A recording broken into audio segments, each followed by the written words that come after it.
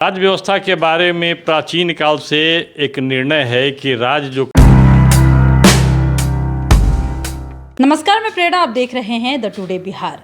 आज प्रधानमंत्री नरेंद्र मोदी तीसरी बार शपथ ग्रहण करने जा रहे हैं प्रधानमंत्री पद के लिए और आज का दिन बेहद खास होने वाला है। आज 7:15 पर वो शपथ ग्रहण करेंगे। राष्ट्रपति भवन में ये तमाम कार्यक्रम का आयोजन किया जाएगा और इससे पहले एक बात जानने की जरूरत ये होती है कि आखिर शपथ ग्रहण क्यों किया जाता है और इसका क्या महत्व होता है। हमारे साथ बात करने के लिए हैं संपादक महोदय कृष्णकांत ओझा। उनसे हम बात करने जा रहे हैं कि आखिर शपथ का क्या कुछ महत्व होता है। सर, आपका बहुत बहुत स्वागत है और आप हमें ये बताएं कि शपथ ग्रहण का क्या महत्व है। राज्य व्यवस्था के बारे में प्राचीन काल से एक निर्णय है कि राज्य जो करता है वो लोक के प्रति उत्तरदायी हो, लोक के प्रति, भूमि के प्रति और प्रकृति के प्रति भी।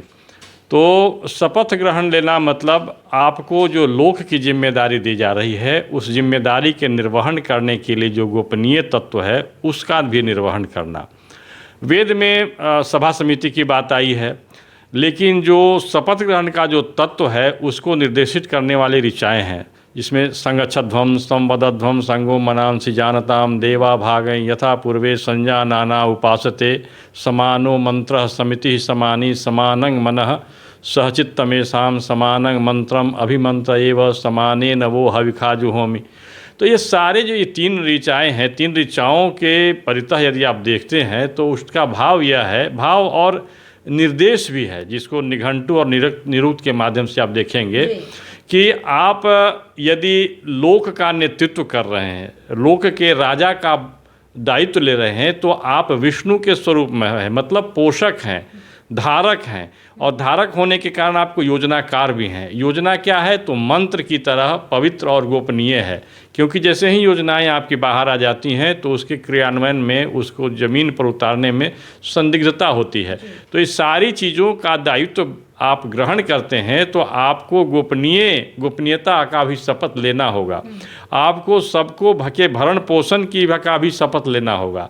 आपको अपने इस मातृभूमि के प्रति, आपको इस मातृभूमि का जो विधि है, जो धर्म है, उसके प्रति भी आपको अपनी जिम्मेदारी, कृतज्ञता का भाव व्यक्त करना होगा।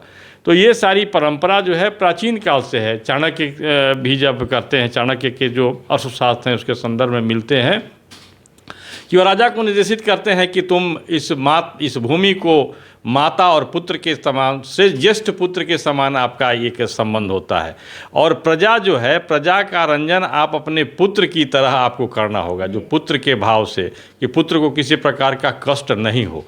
तो ये सारी बातें हैं। तो इसके लिए और कहा जाता है कि इस मामले में आप निरंकुश नहीं हैं, आप इसमें अदंडोसी नहीं है, आप भी दंड के पात्र होते हैं। यदि आप शपथ की में लिया गया जो प्रतिज्ञा जो लिया गया उसको तोड़ते हैं तो आप मृत्यु दंड के भागी हैं। ये चाणक्य का नीति कहता है कि यदि आप उसका जो शपथ जो आप लेते हैं उसका अनुसरण नहीं करते हैं, उसको तोड़ते हैं, नियम को भंग करते हैं, तो आप राजा के बारे में कहा है धर्मदंडोसी। धर्म मतलब वो जिस समय का जो कानून होता है, वो उस समय का जो पृथ्वी का, उस समय के युग का, उस समय के जो समाज के द्वारा जो निर्देशित जो बिंदु हैं, जो स्वीकार्य जो आर्यताएं हैं, उसको यदि आप तोड़ते हैं तो आप मृत्यु दंड के भी भागे होते हैं। तो ये सारी बातें हैं।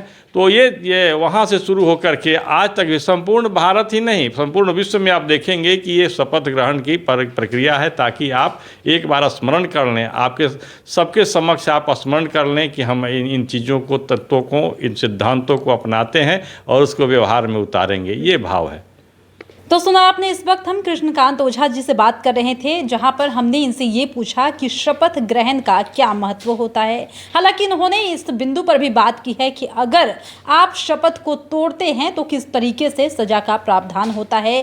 कानूनी रूप से बात करें तो सजा का प्रावधान कुछ इस प्रकार से है कि आप पर आपराधिक मुकदमे भी दर्ज किए जाते हैं। हालांकि इन्होंने राजाओं के वैदिक युग के अनुसार बताया कि जिस तरीके से वैदिक युग की बात करें या फिर राजाओं के शासनकाल की बात करें तो उस दरमियान मृत्यु दंड के वो भागी होते थे जो शपथ को तोड़ने की कोशिश करते थे या शपथ को तोड़ते थे। तो ये महत्व शपथ ग्रहण का होता है। अगर आपने कोई शपथ लिया है, चाहे वो देश के प्रति हो, जनता के प्रति हो, तो वो निभाना जरूरी होता है और उस पर कायम होना भी जरूरी होता है। उसके कुछ मानदंड है जिसको समझना भी जरूरी होता है। फिलहाल इस वक्त की खबर में इतना ही। और भी ऐसे तमाम वीडियो अपडेट्स के लिए बने रहिए हमारे साथ और देखते रहिए हमारा चैनल द टुडे बिहार। धन्यवाद।